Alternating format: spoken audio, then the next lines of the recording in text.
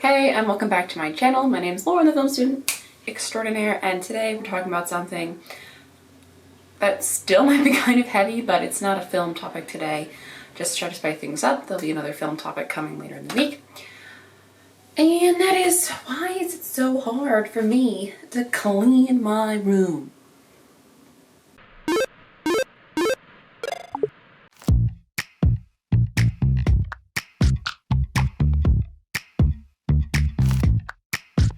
I was kissing you with my eyes open, but you said keep them closed and be in the moment. In this video, I'm going to be talking personal stories, and then I will get into an article that I found that I thought was really helpful and just like rather interesting. But first, I'm just going to talk about me, my experience now. You may be looking behind you and, you know, it looks kind of organized. And that's because it is currently organized. I, yesterday, finally cleaned my room. It had been looking terrible for the past couple weeks because I was having a tough time, and I kept telling myself, Lauren, clean your room. Lauren, clean your room. And I told people, I'm gonna clean my room today. It was not happening. It wasn't happening. And finally I cleaned it yesterday, and I did spend like a while on it, maybe like 40 minutes to an hour. You know, I cleaned the closet, I cleaned over my desk, I threw out trash, I cleaned the floor, I cleaned like my drawers and my shelves over there. Like I did a lot of cleaning, I did a lot of work, and I am really happy with it now. I mean, I can tell, I feel like it's already gonna get messy again, like so fast, but like the more disheartening thing for me is like, why do I let it get to that point? You know, I can see things build up, I can see, you know, sometimes I'm having a tough time. Maybe I'll like have some ice cream in my room, and then maybe I'll bring the bowl back, but sometimes I forget the spoon, and then like I have this spoon collection building up, or cup collection. And why is this? Like, why can't I clean sometimes? It makes me feel lazy. It makes me feel like if I can't even clean my room clean, like how can I be a functioning adult? How can I get anything done if I can't even get like my room to be clean? And I have other friends with depression and or anxiety, and they like share those same things. And I have noticed, just anecdotally, mind you, just anecdotally, no, not professional here. I have some friends whose rooms are, I would consider dirty for different reasons. Like there's the joke of like we all have like the chair where we pile clothes up. I don't have that chair here, but I did have that at home. But I didn't really think I was like kind of manifesting or showing any signs of my depression in that time period when I was in high school and like middle school and stuff. I think that kind of really came about when I was in college.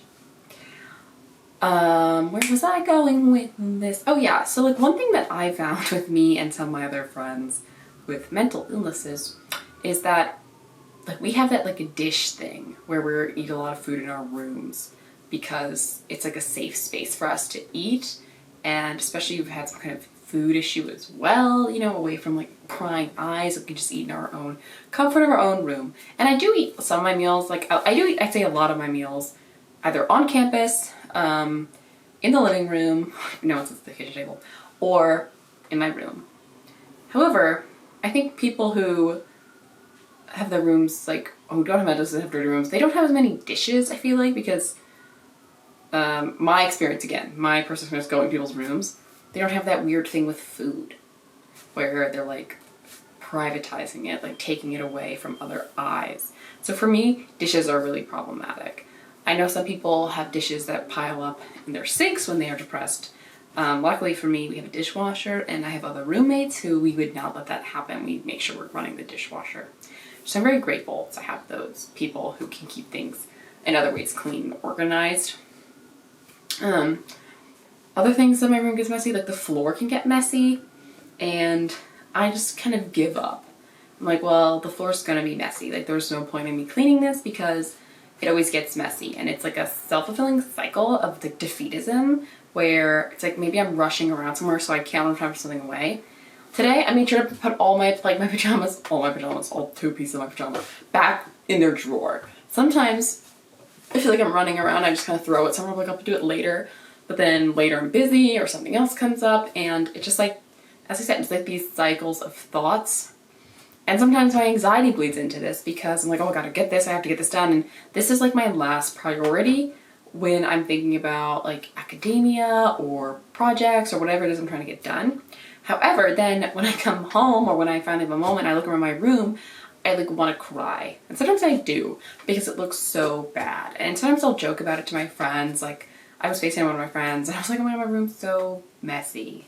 And I was like, you know, like I was not happy with myself. It's really depressing, like to look around and be like, I live in trash. But I think the worst part is sometimes I feel like you deserve to live in it. Or like I feel like I had that feeling where it's like, well, I'm a bad person. Or like, well, I can't get this done, so yeah. Or like, oh, I had to cancel all my friends' plans, not because something really came up, but because I'm having a panic and I can't leave my room. And somehow I can't leave my room that looks like this. Like, why do I not want to leave this room? This room is terrible. And you just get like in this cycle of your headspace where everything, like nothing's lining up and it just sucks. It just sucks. And like today, I, you know, was really pushing myself. Like I did like a makeup look. You know, I'm trying to film, you know, I've been filming a video, I am filming the video. And, you know, I'm preparing for another thing. Like I am getting stuff done today. But it's like, it's a good day. And not every day is a good day. And I need to get to a point where even on my bad days, I can clean a bit more. But it's a real struggle. Like it's a real struggle, and I was having a hard time like articulating beyond that. Like I can share these stories, but I just didn't have anything to say other than like it's just hard for me to motivate myself to do that. And I'm usually like motivated, like I get stuff done. So why was this something that was eluding me? Anyways, I found this cool article. Well, I guess not me looking for my computer here when it's over here. I found this article that I thought was really interesting, and I'm just going to read a couple segments of it and just like explain why I thought this was like, oh my God, amazing for me to see. So yeah, that's what I'm doing now. I will leave the link for the article down below as well. When you're depressed, there are things that feel impossible. Depression saps your energy and makes things feel pointless. It tells you you'll do a rubbish job of things anyway. So your time is better spent lying in bed and thinking about how awful you are. It tells you that a messy, dirty room is where you belong. It's what you deserve. I mean, I literally felt like that was me. You know, I spend time, I'm not always lying in bed, sometimes I'm sitting in bed. Sometimes I'm sitting at my desk and I just look around and I'm like, I mean, yeah, I guess this is my spot. This is what I've got to go on now. This is all I have. And that's not healthy. I don't think it's healthy. Obviously, but like there's something I haven't been able to do something about that at present. Your motivation is sapped away and your depression-hazed brain just can't see the point of getting out of bed, washing your hair, brushing your teeth, moving that pile of clothes from the floor to the laundry basket. You let things build up and they feel even more overwhelming. Suddenly it's not just one plate you don't have the motivation to clean, but a huge mound. It feels impossible to overcome. I definitely understand this. I thankfully, when it comes to my teeth and my hair, I have always been able to brush those, but I sometimes struggle with like making sure I'm showering, because like I just like, I'm like, why? I like spend so much time like not socializing. I mean, more now as the pandemic's been kind of like more people are vaccinated, things are kind of opening up again. But sometimes because of like, there's no point, I'm gross, I feel gross on the inside, I should feel gross on the outside. Definitely understand, like, yeah, like that with the spoons. Why don't I bring every time I have a dirty spoon or like a cup, why don't I always just bring that right away? Like I just let it sit there and pile up, and then you bring like 5 spoons and 3 forks and whatever and 2 cups and then 3 mugs, like all these things to the dishwasher at one point. You're like, well, here's all where the dishes went. Like they were in my room lurking because I couldn't bring myself to bring them in here. Like it's embarrassing in a way. But I mean, maybe it should be sort of, I don't think it should be embarrassing. It should be like acknowledged that this is like an unhealthy behavior, but I don't think it should be embarrassing. And I can say that like really easily, but it doesn't make me feel less embarrassed or awkward when it comes up. Then there's the fun cycle of shame and guilt. You look around, see the mess, and feel like a failure of a human being. You're deeply ashamed of what you've let pile up, and you feel so embarrassed of not being able to do not being able to do simple things that you can't ask for help. I know I was literally just talking about that. I mean, In the spring, I had like a really bad period, and I ended up bringing like, I called my mom. My mom helped me clean my room because I could not do it, and it was humiliating. My mom was great, but I was like, this is the worst. But yeah, it is like really a big cycle, and it just feels like it's my fault. When I let my room get messy, like it's my fault, so I should be the one to clean it, but then I can't clean it, then it gets worse, and it just keeps getting worse and worse and worse and worse. And like my trash can's already full again. Like I took out a bunch of trash, and then I dumped this trash can, and like there's still already like pretty much full trash in there. And I can guarantee to you guys that it will not be taken out today, and probably not even tomorrow. It's just not gonna happen. That's why people with depression sometimes have spurts of tidying and cleaning. Everyday tasks feel impossible, but eventually the shame, guilt, and self-hatred builds up to a point where you have to do something. Or you'll get a brief window when the depression clears and you can speedily pile in a full house tidy on the high of momentary motivation. So I believe for me, like I had like a clear window that got me to clean yesterday. Like I just was like, I gotta do this. I wasn't totally feeling, probably a mix of that and maybe a little bit of shame because my room was like embarrassing me. But I am grateful that I wasn't like really hating myself, and that's why I cleaned.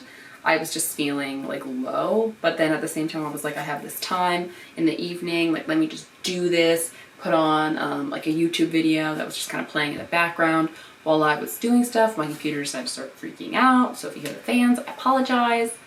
And then the main thing is like, if you know somebody, the article ends with kind of like how to help other people, and I just want to say, if you know somebody who is struggling with anxiety, depression, some kind of a mental illness that makes it really hard to do simple things sometimes, you know, we just need like a little bit of boost, like a little validation. I mean, when I clean my room, I show like all my roommates. I was like, look guys, I cleaned my room, and they're like, oh my god, amazing.